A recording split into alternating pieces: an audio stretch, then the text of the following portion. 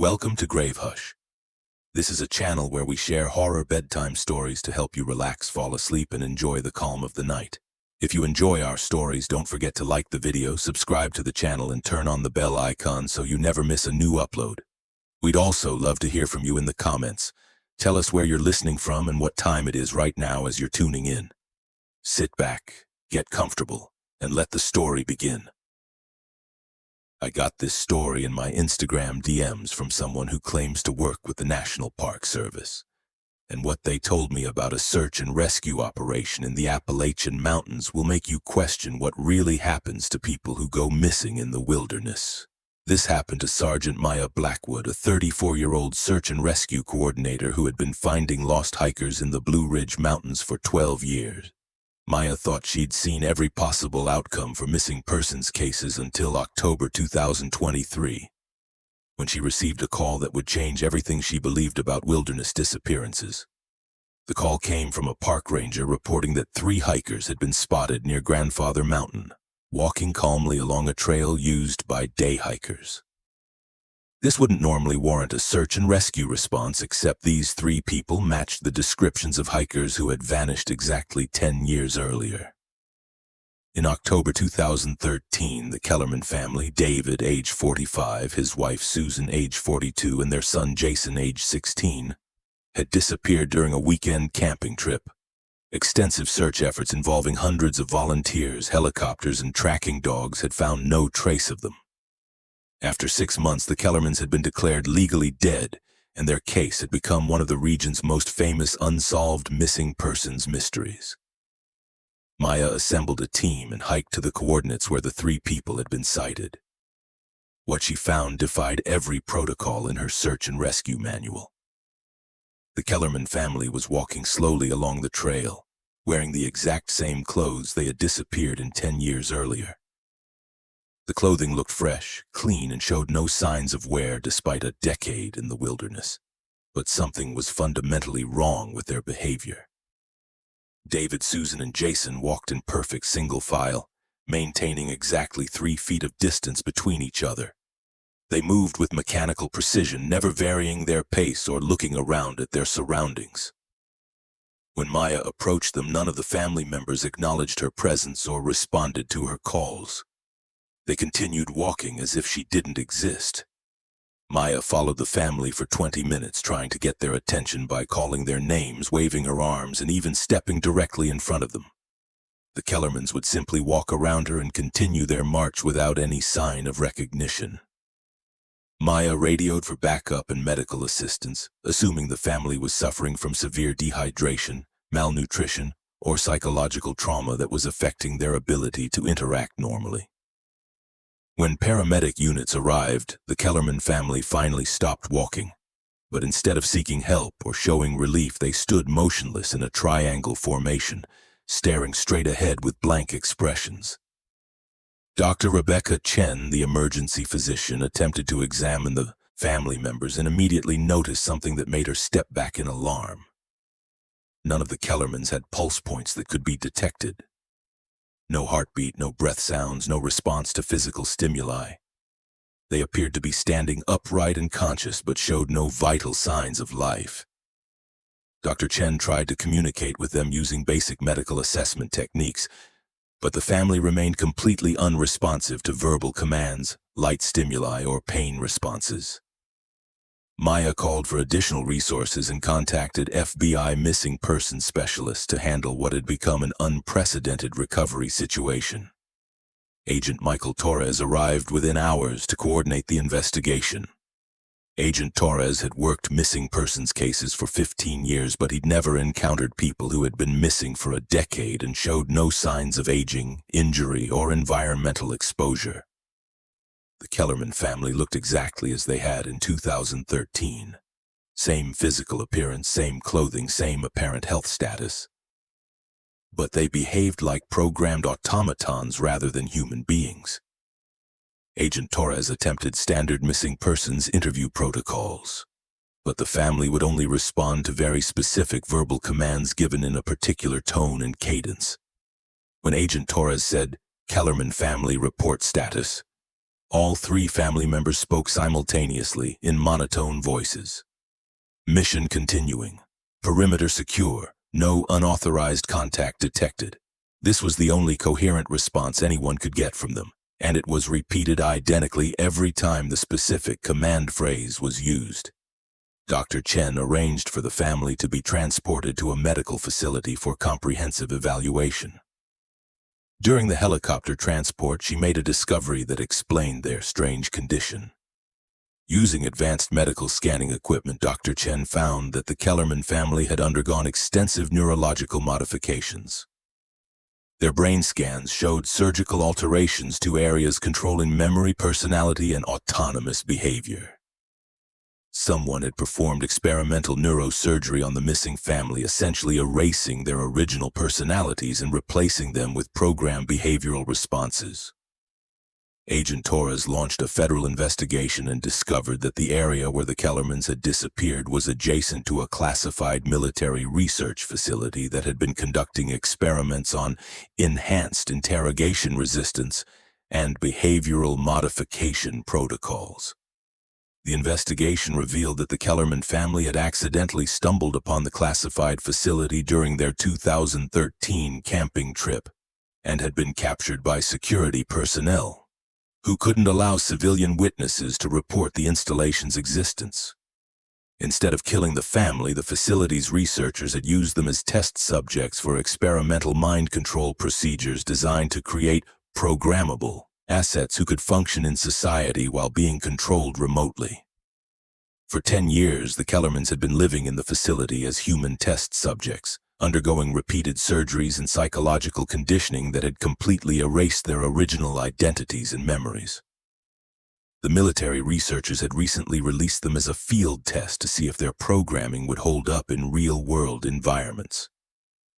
Agent Torres's investigation led to the discovery of 17 other missing persons who had been subjected to similar experimental procedures over the past 15 years. All had been hikers, campers, or hunters who had accidentally encountered the classified facility. The military program was shut down, and the responsible personnel were arrested for kidnapping, human experimentation, and violation of international laws regarding medical ethics. But the Kellerman family and other victims could not be restored to their original selves. The surgical modifications had permanently destroyed their memories, personalities, and ability to function as independent human beings. Maya now works as an advocate for families of missing persons, and she's helped establish protocols for identifying signs of institutional kidnapping versus natural wilderness disappearances. Maya told me that the most horrifying part wasn't that the government had experimented on innocent civilians. It was that the Kellerman family was walking proof that some people who go missing in remote areas aren't lost in accidents or natural disasters. They're taken by people who see isolated hikers as convenient test subjects for experiments that are too dangerous and illegal to conduct on willing volunteers. Because sometimes when people disappear in the wilderness, they don't die. They get transformed into something that looks like them but isn't them anymore. And they're sent back into the world as living evidence of what humans can become when other humans decide they're more valuable as experimental materials than as people. Last month, my best friend Connor called me at midnight, his voice shaking so badly I could barely understand him. What he told me about his job with the Appalachian Trail Conservancy will make you question everything you think you know about time and aging. This is about Connor Martinez, a 32-year-old trail maintenance supervisor who had been working the remote sections of the Appalachian Trail in Virginia for 8 years. Connor's job involved checking trail conditions, maintaining shelters, and reporting any unusual activities or safety hazards along the less-traveled mountain routes. On September 14, 2024, Connor was conducting routine maintenance near the McAfee Knob area when he encountered 2 hikers who immediately caught his attention. The pair, a man and woman who appeared to be in their early 20s, were walking the trail wearing vintage hiking gear that looked like it belonged in a museum. The woman wore a bright yellow backpack with metal frame construction that hadn't been manufactured since the 1980s. The man carried equipment that Connor recognized from old hiking magazines. Leather boots, canvas gear, and a sleeping bag design that outdoor companies had stopped making decades ago. Connor approached them to offer trail information and check if they needed any assistance. "Are you folks doing a section hike or through hiking the whole trail?" The woman smiled and answered, "We're hiking from Harper's Ferry to Damascus. Started 3 days ago and feeling great." Connor was confused. Harper's Ferry to Damascus was a 400-mile section that would take experienced hikers at least 3 weeks to complete, not 3 days. "That's quite a distance," Connor said. "You must be moving pretty fast." The man looked puzzled. "Fast? We're taking our time enjoying the scenery. It's 1994 and we have all summer to finish this section." Connor was disturbed by the man's comment about it being 1994. He assumed they were joking or role-playing some kind of nostalgic hiking experience. But when Connor looked more closely at their faces, something made his blood run cold. These hikers looked exactly like people in a missing persons poster that had been hanging in the trail office for 30 years. Connor had seen that poster hundreds of times. Brett Dalton, age 23, and Monica Pierce, age 21, who had disappeared while hiking the Appalachian Trail in July 1994. They had vanished without a trace near McAfee Knob, and despite extensive search efforts, no evidence of their fate had ever been found. The two hikers standing in front of Connor looked identical to the people in those 30-year-old photographs. Connor tried to process what he was seeing. The missing hikers would be in their 50s if they were still alive, but these people appeared to be exactly the same age as when they had disappeared in 1994. "What are your names?" Connor asked, hoping to confirm his suspicions. "I'm Brett Dalton, and this is Monica Pierce," the man replied. "We're from Virginia Tech, hiking during summer break before our senior year." Connor was speechless. These were definitely the missing hikers, but they had not aged a single day in 30 years. Connor tried to explain to Brett and Monica that it was 2024, not 1994, and that they had been missing for 3 decades. But the couple looked at him like he was mentally unstable. "That's impossible," Monica laughed. "We started this hike 3 days ago. Look, I have today's newspaper from Roanoke." Monica pulled out a copy of the Roanoke Times dated July 15, 1994. The newspaper looked fresh, as if it had been printed that morning. Connor radioed his supervisor, Janet Foster, and requested immediate assistance with the situation he couldn't adequately describe over radio channels. Janet arrived within an hour, accompanied by park rangers and a medical team. When Janet saw Brett and Monica, she immediately recognized them from the missing persons case that had haunted the Trail Service for decades. Janet had been working for the Trail Conservancy since 1992 and remembered the original search operation for these exact hikers. Dr. Sarah Kim, the medical examiner, attempted to assess Brett and Monica's physical condition. What she discovered defied medical explanation. Both hikers showed no signs of aging, malnutrition, or environmental exposure that would be expected after 30 years in the wilderness. Their skin, hair, teeth, and muscle tone were consistent with healthy 20-something individuals. But Dr. Kim found something even more disturbing during her examination. Brett and Monica had no body fat, no signs of recent food digestion, and their body temperature was significantly lower than normal human levels. Most chilling was the discovery that neither Brett nor Monica had detectable pulse rates or respiratory patterns, yet they remained conscious, alert, and physically active. Connor decided to test their knowledge of current events to determine their actual awareness of time passage. Brett and Monica could discuss 1994 politics, music, and cultural events in perfect detail, but they had no knowledge of anything that had happened after July 1994. They were completely unaware of the internet, cell phones, 9/11, or any historical events from the past 30 years. Janet contacted FBI missing persons specialists and arranged for Brett and Monica to be transported to a federal facility for comprehensive evaluation and debriefing. But during the transport preparation, something happened that revealed the true horror of their situation. As the sun began to set, Brett and Monica's behavior changed dramatically. They became agitated, repeatedly checking their watches and insisting they needed to return to their campsite immediately. "We have to get back before dark," Brett said urgently. "We promised we'd be at the shelter by sunset," Monica added. "Our friends are expecting us. They'll worry if we're late." Connor realized that Brett and Monica were trapped in a time loop, endlessly repeating the same 3-day hiking cycle that they had been on when they disappeared in 1994. Every day they woke up believing it was July 15, 1994, started hiking from the same location, and followed the same route with the same conversations and experiences. The investigation revealed that the area where Brett and Monica had disappeared was known to local mountain communities as a time pocket, a location where the normal flow of time was disrupted due to unknown geological or electromagnetic phenomena. Several other hikers had reported strange temporal experiences in that specific region, including watches stopping, compasses spinning wildly, and feeling like they had lost hours or days of time. Connor learned that Brett and Monica had somehow become permanently trapped in a temporal anomaly that prevented them from aging or dying, but also prevented them from moving forward in time. They were condemned to repeat the same 3 days of their hiking trip for eternity, never realizing that decades were passing in the real world. The Trail Service now monitors the McAfee Knob area for temporal disturbances and has restricted access to the specific location where Brett and Monica disappeared. But Connor told me that sometimes hikers still report seeing the same young couple walking the trail, always carrying 1990s gear, always believing it's July 15, 1994, and always asking for directions to a campsite they will never reach.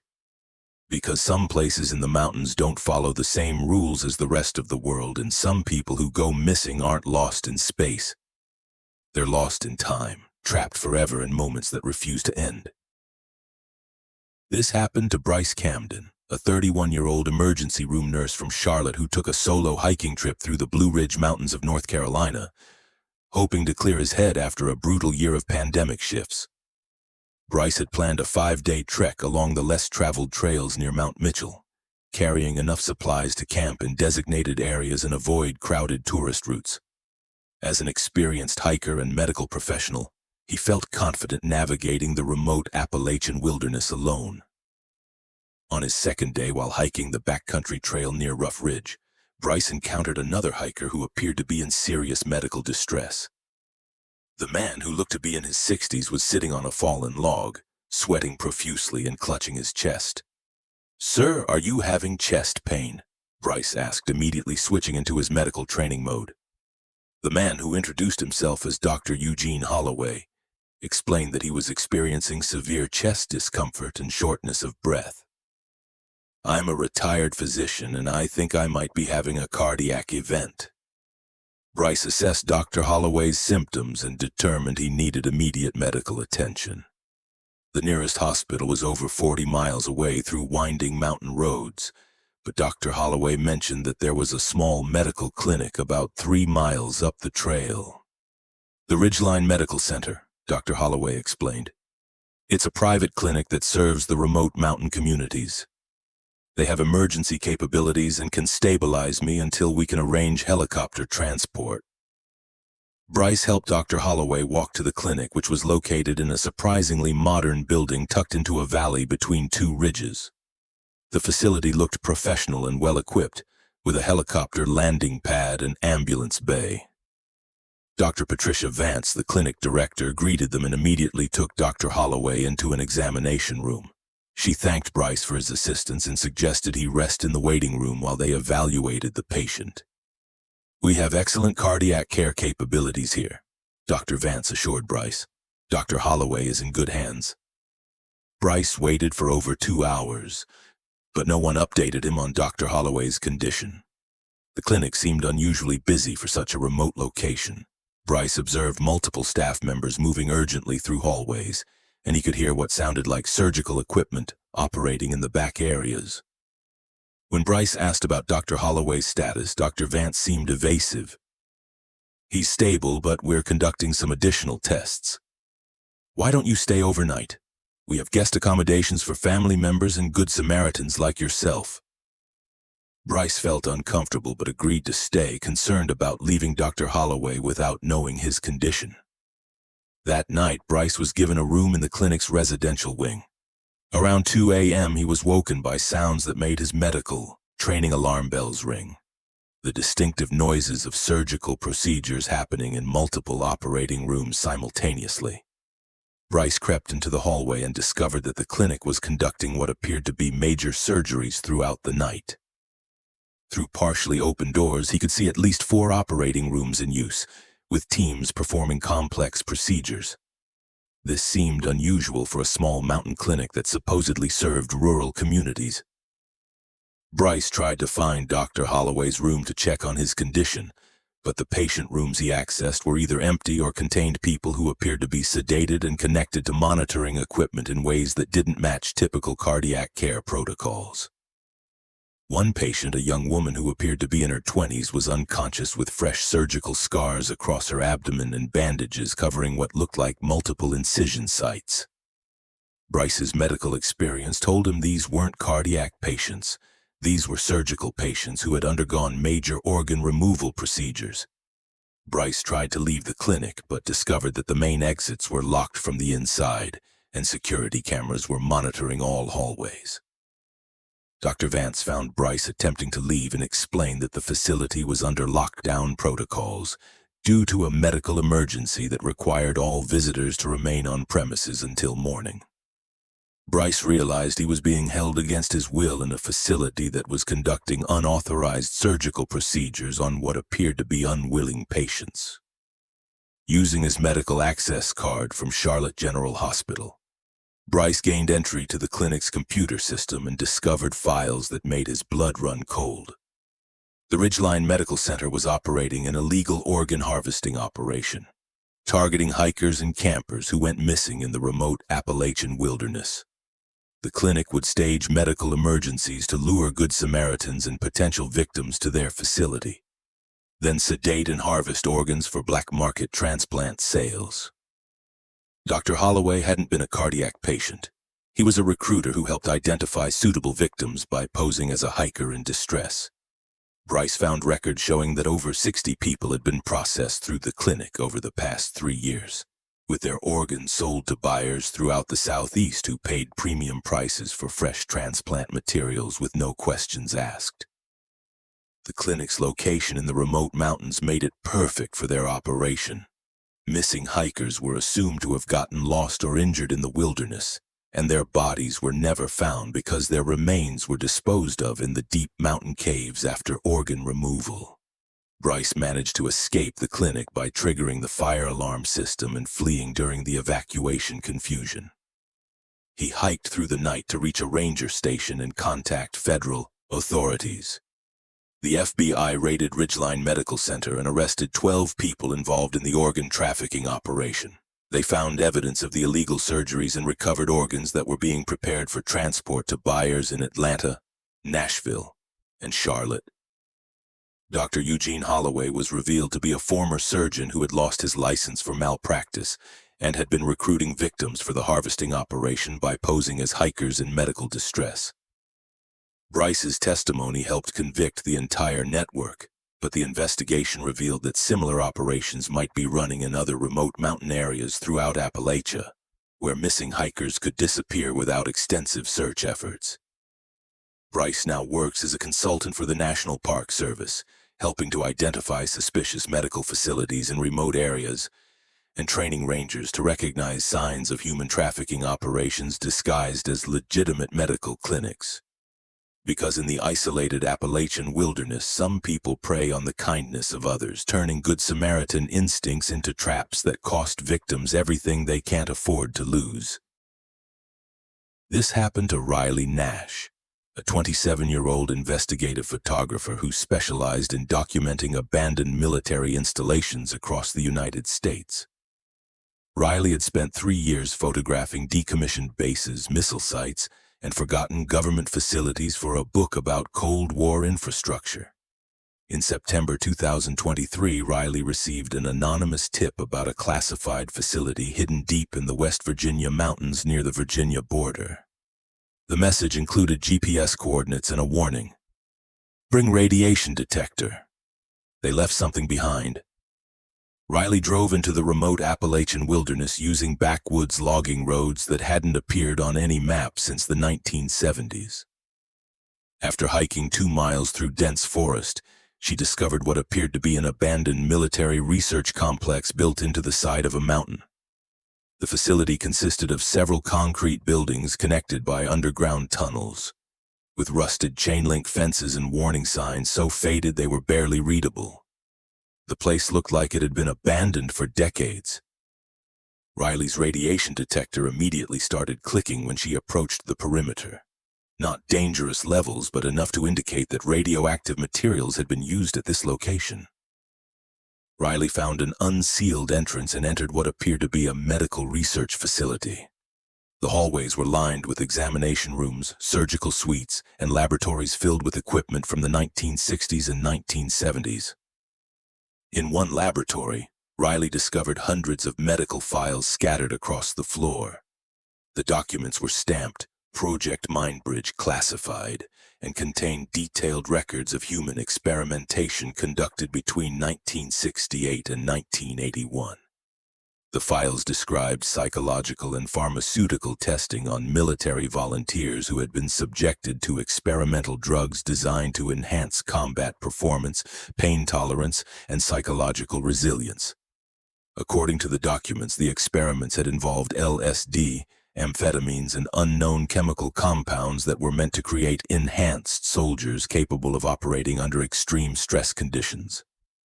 Riley photographed dozens of files, but what disturbed her most were the final reports from 1981. The project had been abruptly terminated after subject containment failures and aggressive behavioral modifications that exceeded acceptable parameters. The last entries described test subjects who had become violent, unpredictable, and no longer responsive to standard termination protocols.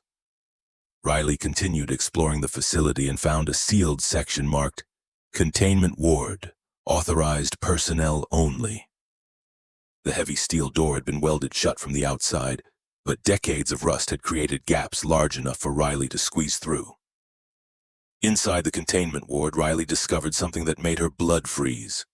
Living quarters that had been occupied recently, fresh food scraps, makeshift bedding, and evidence that people were still inhabiting this abandoned facility 40 years after it was supposed to have been shut down. Riley found graffiti on the walls written in what appeared to be multiple handwriting styles. Day 15,847, still waiting for extraction. The chemicals never wear off, and they promised they'd come back for us. Riley realized that some of the original test subjects were still alive and had been living in this abandoned facility for decades, forgotten by the government that had experimented on them. Riley heard voices coming from deeper in the containment area, multiple people having a conversation in the darkness ahead. Riley followed the voices and discovered a group of elderly men, probably in their 70s, sitting around a makeshift table playing cards by candlelight. When they saw Riley, they didn't seem surprised or alarmed. One of them, who appeared to be the leader, smiled and said, "Are you here for the extraction? We've been waiting for transport back to civilization." Riley learned that these were 5 surviving members of the original Project Mindbridge test group: Harold Stanton, Frank Morrison, Dennis Polk, Raymond Cross, and Michael Torres. They had been abandoned in the facility when the project was terminated in 1981, and they had been surviving in the mountains for over 4 decades, hunting, scavenging, and maintaining the underground facility. But Riley quickly realized these men weren't mentally stable. The experimental drugs had caused permanent psychological damage, and they lived in a shared delusion that they were still active military personnel waiting for orders from commanders who had died years ago. "We've been conducting surveillance operations in this sector since 1981, Harold explained. "Command told us to maintain position until extraction, so we've been following orders and filing reports.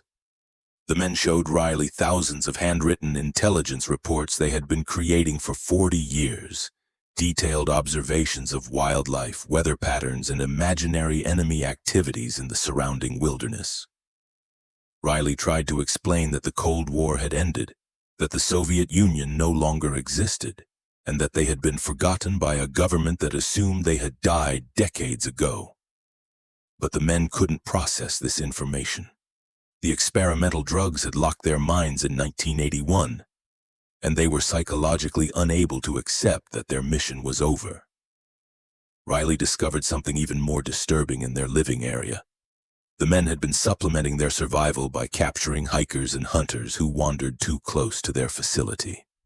Not killing them, but recruiting them into their imaginary military unit and forcing them to participate in their endless surveillance mission.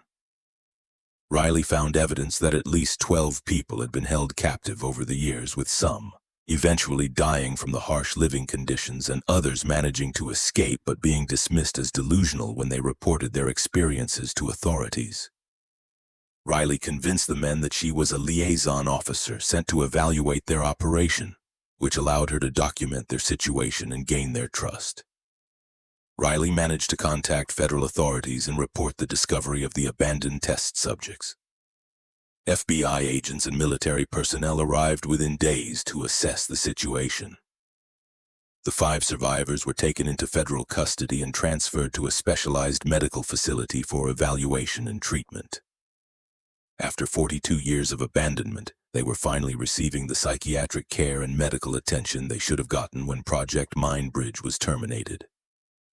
Riley's photographs and documentation led to a congressional investigation into abandoned Cold War human experimentation programs and resulted in compensation for the families of test subjects who had been forgotten by the government. The facility was permanently sealed and designated as a hazardous waste site, but Riley's investigation revealed that similar abandoned test subjects might still be surviving at other classified locations throughout the country. Riley now works with veterans advocacy groups to locate other forgotten victims of government experimentation, because some Cold War soldiers are still fighting battles that ended decades ago, trapped by chemicals and circumstances that made it impossible for them to come home. When a group of experienced hikers goes missing in the Appalachian wilderness, search teams expect to find evidence of accidents, getting lost, or wildlife encounters. They don't expect to find children's handprints in blood and bite marks that don't match any known animal. What happened to a search and rescue team in West Virginia will change how you think about missing persons cases in remote mountain areas. This is about Captain Robert Hayes, a 45-year-old search and rescue coordinator, who had led wilderness recovery operations for 12 years. Robert thought he'd encountered every possible scenario for missing hikers until October 2023. When 5 experienced backpackers vanished without a trace in the Monongahela National Forest. The missing group, Derek Walsh, Amanda Foster, Kevin Torres, Lisa Park, and Michael Chen, were all seasoned wilderness enthusiasts with decades of combined hiking experience. They had planned a 4-day backcountry expedition along unmarked trails in one of the most remote sections of the forest. When the group failed to return on schedule, Robert assembled a search team and began tracking their planned route. The first 2 days of searching revealed normal camping evidence, fire rings, food waste, and footprints consistent with 5 adult hikers moving through the wilderness. But on the 3rd day, Robert's team discovered something that made him call for additional resources and federal assistance. The hikers' final campsite showed signs of a violent struggle. Tents were shredded. Gear was scattered over a wide area, and there was blood splattered on trees and rocks throughout the camp area. But the most disturbing evidence was the footprints surrounding the destroyed campsite. Mixed in with the adult hikers' boot prints were dozens of small bare footprints belonging to children approximately 6 to 12 years old. The children's tracks showed they had approached the camp from multiple directions, surrounded the adult hikers, and engaged in what appeared to be a coordinated attack.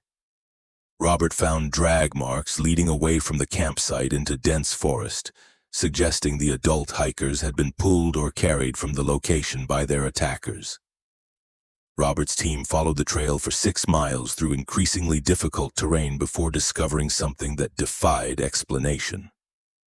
Hidden in a narrow valley between 2 ridges was a primitive settlement consisting of crude shelters built from branches, animal hides, and scavenged materials. The settlement showed evidence of long-term habitation by a group that lived without any modern technology or conventional civilization. But the most chilling discovery was the inhabitants of this hidden community, approximately 20 children ranging in age from 5 to 15 years old, living in complete isolation from human society. The children displayed behavior that was more animal than human. They moved on all 4s, communicated through grunts and howls, and showed no recognition of human speech or social interaction. When Robert's search team approached the settlement, the feral children immediately adopted aggressive defensive postures, baring their teeth and making threatening vocalizations. The children's physical appearance suggested they had been living in the wilderness for years. Their hair was matted and filthy, their skin was covered in scars and primitive tattoos, and their fingernails had grown into claw-like extensions. But the most disturbing aspect was the children's behavior toward Robert's team. They clearly viewed adult humans as prey rather than as members of their own species. Robert found evidence throughout the settlement that confirmed his worst fears about the missing hikers. Personal belongings from Derek, Amanda, Kevin, Lisa, and Michael were scattered around the children's shelters, along with clothing and equipment from other missing persons dating back several years. Robert also discovered makeshift tools and weapons that the children had crafted from human bones and metal objects scavenged from their victims' gear. The feral children had been surviving in the wilderness by hunting and killing adult humans who ventured into their territory. Robert's team attempted to communicate with the children, but they showed no capacity for human language or reasoning. They had been living in isolation for so long that they had developed their own pack mentality and hunting strategies. Federal authorities and child welfare specialists were brought in to evaluate the situation. But efforts to capture or communicate with the feral children were unsuccessful. The children demonstrated sophisticated group coordination and wilderness survival skills that allowed them to evade adult pursuers and disappear into the forest when threatened. Investigation into the children's origins revealed that they were likely survivors of families who had gone missing in the Monongahela National Forest over the past decade. Parents had been killed or had died from exposure and accidents, leaving their young children to survive alone in the wilderness. Over time, the orphaned children had found each other and formed a pack that developed its own primitive culture and hunting practices. The children had been raised by whatever killed their parents, possibly by something inhuman that taught them to view adult humans as food sources rather than as family or community members. Robert's team found the remains of the 5 missing hikers and at least 12 other victims in various stages of decomposition throughout the feral children's territory. The children had developed efficient methods for killing adult humans using coordinated attacks, primitive weapons, and their knowledge of the dangerous terrain. Federal authorities established a permanent monitoring station in the area and restricted public access, but the feral children continue to evade capture and have expanded their hunting territory. Robert now works with National Park Services to identify other wilderness areas where similar feral populations might exist, and he's helped develop protocols for recognizing signs of primitive human predators in remote locations. But Robert told me that the most horrifying realization wasn't that children could become savage killers. It was understanding that these kids had been taught to hunt humans by something that viewed people as nothing more than another food source in the wilderness food chain. Because when children are raised by something that isn't human, they don't develop human values or empathy. They develop the predatory instincts of whatever raised them, making them more dangerous than any wild animal because they understand how humans think and behave. 3 park rangers quit their jobs last month after what they described as the most disturbing wildlife encounter in Appalachian history. What they reported to the National Park Service will make you never trust familiar voices calling your name in the wilderness. This happened to Ranger Jackson Reed, a 28-year-old wildlife specialist who had been working the remote backcountry sections of Great Smoky Mountains National Park for 4 years. Jackson was conducting a routine trail maintenance survey in the most isolated area of the park when he first encountered something that shouldn't exist. Jackson was camping alone at Thunderhead Peak when he heard his partner's voice calling for help from the dense forest below his campsite. The voice belonged to Ranger Lisa Chen, who was supposed to be working a completely different section of the park 20 miles away. "Jackson, I'm hurt. I need help. Follow my voice." Jackson grabbed his medical kit and flashlight, following Lisa's calls deeper into the woods. But as he tracked the voice, something felt wrong about Lisa's tone and speech patterns. She sounded distressed, but was speaking in an oddly formal way that didn't match her usual casual communication style. Jackson called out, "Lisa, what happened?" "Where exactly are you?" The response came from a different direction. "I fell down a ravine. I think my leg is broken. Please hurry, Jackson." Jackson was confused by the voice's change in location, but he continued following the calls for help. After 30 minutes of searching, Jackson realized he had been led over 2 miles from his campsite into unfamiliar terrain. Jackson tried to radio Lisa on his Park Service communication device, but she responded immediately from the ranger station, asking why he was trying to contact her so late at night. "Lisa, aren't you injured in the backcountry? I've been following your distress calls for the past hour." Lisa was bewildered. "Jackson, I've been at headquarters all evening. I haven't been in the field today, and I definitely haven't been calling for help." Jackson realized that whatever had been mimicking Lisa's voice was not Lisa Chen. Jackson tried to navigate back to his campsite, but the voice calling his name had led him into an area with no marked trails or recognizable landmarks. He was lost in dense forest with something that could perfectly replicate human speech and knew the names of Park Service personnel. As Jackson attempted to find his way back, he heard the fake Lisa voice again, but this time it sounded different, more aggressive and impatient. "Jackson, why did you stop looking for me? I'm bleeding. Don't abandon me." Jackson ignored the voice and continued trying to reach his campsite, but the calls became more frequent and came from multiple directions simultaneously. Jackson heard his own name being called in the voices of his supervisor, his girlfriend, his deceased father, and other park rangers, all speaking with perfect accuracy but demanding that he follow them deeper into the wilderness. Jackson realized he was being hunted by something that could mimic any voice it had heard, using familiar people's voices to lure victims away from safety. Jackson found a defensive position against a large boulder and waited for sunrise, ignoring increasingly desperate pleas for help from voices of people he cared about. The mimicked voices became more creative and manipulative throughout the night. His girlfriend Sarah's voice, "Jackson, I'm lost on the trail. I came looking for you and now I can't find my way back." His supervisor's voice, "Reed, this is an emergency.